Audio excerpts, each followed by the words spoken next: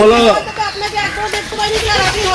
আরে টাকা দিয়েছি, কারণ বাপের টাকা নেই, আমি টাকা দিয়ে বানিয়েছি। তোমাকে বলেছি চোদ্দ পুরুষ তুলবো। বলো আরে টাকা দিয়েছি, কারণ বাপের টাকা নেই, চোদ্দ পুরুষ তুলবো রে।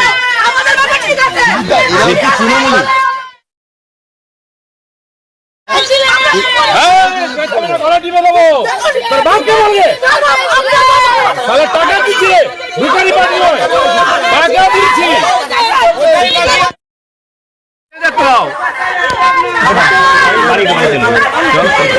চলে না তো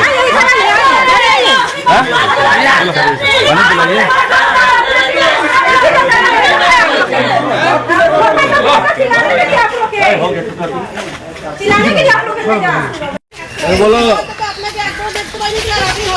আরে টাকা দিয়েছি, কারণ বাপের টাকা নেই, আমি টাকা দিয়ে বানিয়েছি। তোমাকে বলেছি চোদ্দ পুরুষ তুলবো। বলো আরে টাকা দিয়েছি, কারণ বাপের টাকা নেই, চোদ্দ পুরুষ তুলবো রে।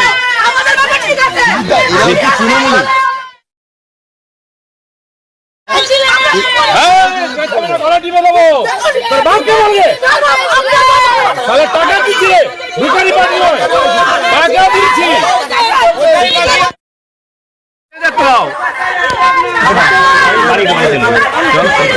চলে না তো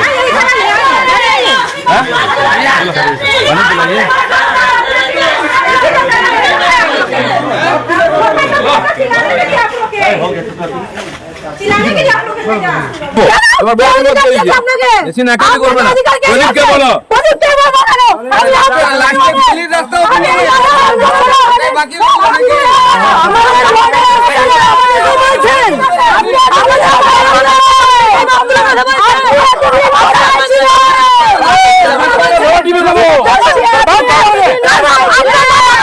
টাকা দিচ্ছে, ভিখারি পার্টি নয়, টাকা দিচ্ছি।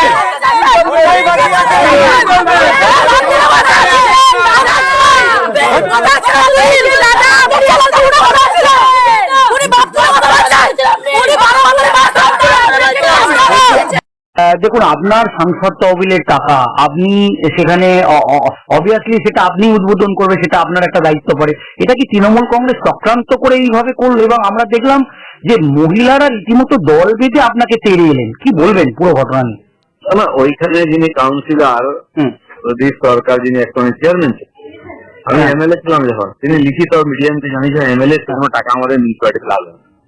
আজ তার ওয়ার্ডে এতটা কাদা জলা জায়গা করে বহু লোক বাড়ি বানিয়েছেন, রাস্তা নিয়ে যেতে পারেন না, বৃষ্টি না হাঁটু জল যাবে, আমাকে অনেকবার বলেছেন।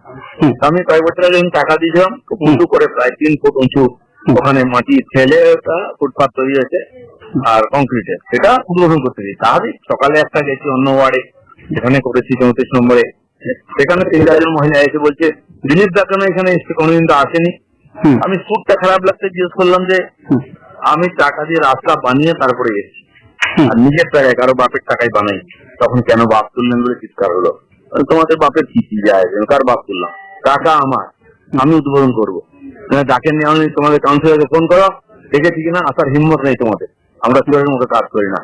এই বলতেই এখন লেগে আমি 1 ঘন্টা ধরে আমার লোকেরা ওরা লোকজন ডাকছে, পরে চলে আসছে, গাড়ির সামনে এসে শুয়ে পড়ছে, অনেক উপর দিয়ে গাড়ি চালিয়ে দেবো, দিলীপ কোনো দিকে তাকায় না, ওটা তখন উঠেছে সব দিয়ে ধরেছে, মানে খবরদার সঙ্গে নেবে না আমার সঙ্গে, কাজ করতে পারবো যদি দম থাকে। আমি রাস্তা করেছি, তোমার কাউন্সিলর ওখানে ড্রেন বানিয়ে দিই, রাস্তা করলে খুব কষ্ট পাই, আমি তো প্রথমবার দেখলাম, চিৎকার করছো। আর একটা বিষয় একটু জানতে চাইবো দিলীপ দা, যেহেতু আপনি আজকে একের পর এক যে কাজগুলো করেছেন সেগুলোকে উদ্বোধন করছেন, সেটা কি আটকানোর জন্য এটা পরিকল্পিত ভাবে এটা করা হলো, বা এর পেছনে আমার ফান্ড আটকেছে, ডিএম অফিস থেকে আটকায়, তারপরে বিডিওরা আটকায়, বা টাউন কর্পোরেশন মিউনিসিপালিটি, এখানে খড়গপুর মেদিনীপুর ডেভেলপমেন্ট অথরিটি আছে, তারা আটকায়, করতে দেয় না কাজ, তাও 2, 3, 4, 5 বছর ধরে আমার এমএলএ কাজও ডিসিশন পর্যন্ত হয়েছে, আটকে রেখেছিল। টাকা তো সরকারি, এমপির টাকা সব দিয়ে এসেছি 2 বছর 3 বছর আগে, সেগুলো আটকে রেখেছে, করতে দেয়নি বলে পরের টাকা আসতে দেরি হয়েছে, শেষে 10 কোটি টাকা একসঙ্গে আমি সমস্ত দিয়ে এসেছি, সেগুলো করছে না, তো এত করার পরে কিছু কিছু কাজ তো হয়েই যায়, লোকেরা চাপে বিডিও অফিস ঘেরাও করছি, আমরা রাস্তা ঘেরাও করি, কেন করবে না টাকা দেওয়ার পরে, এগুলো হয়েছে, সেগুলো আমি উদ্বোধন করছি। লোকেরা বলছে আপনি টাকা দিচ্ছেন আসুন, ওরা তো করতে পারে উদ্বোধন, কে না বলেছে, ডাকলেও আসে না, বাধা দেয়, তখন কষ্ট হবেই, এত করে আটকাতে পারেনি, ভয় পায় আমাকে ওরা। আপনাকে অনেক ধন্যবাদ দিলীপদা। এতদিন কোথায় ছিল দাদা? আমাদের একদম ছিল না। আমাদের এখানে যখন মাদারীপুর থেকে ছিল না, এখানে বাসিন্দারা জানে সারা মাটি ফেলে দেওয়া হয়, রাস্তা করা যায়, আমাদের বাপরা বলছে 10 ফুট আমাদের এখানে যদি রোড রাস্তা হয়ে যায় সরকার বাংলা করবে, সরকার আমাদের সবার দিদি করে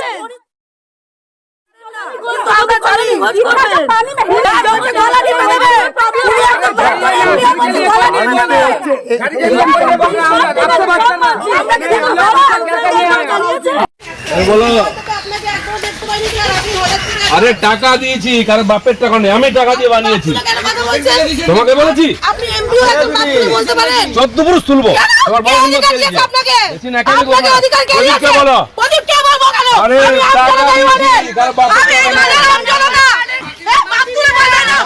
চোদ্দপুরুষ তুলবো রে।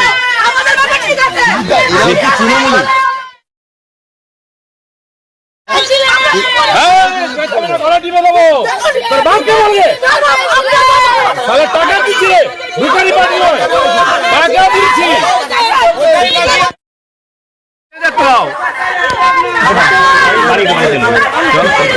চলে না তো,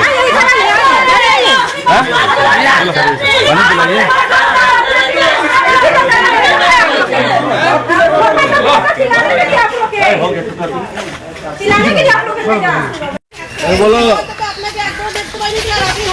আরে টাকা দিয়েছি, কারণ বাপের টাকা নেই, আমি টাকা দিয়ে বানিয়েছি।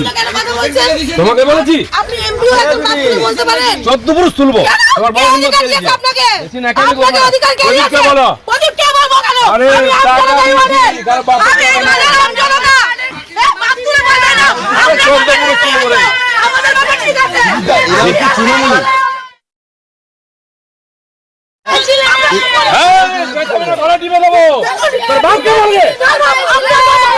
টাকা দিচ্ছি রে, ভিখারি পার্টি নয়, টাকা দিচ্ছি।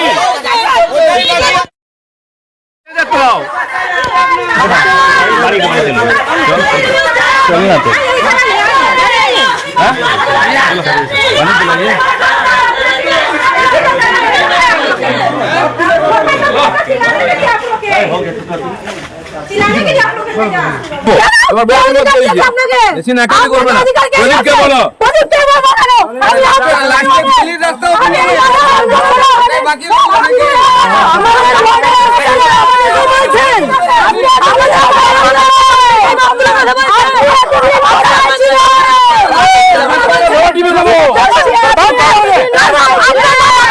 টাকা দিচ্ছে, ভিখারি পার্টি নয়, টাকা দিচ্ছি।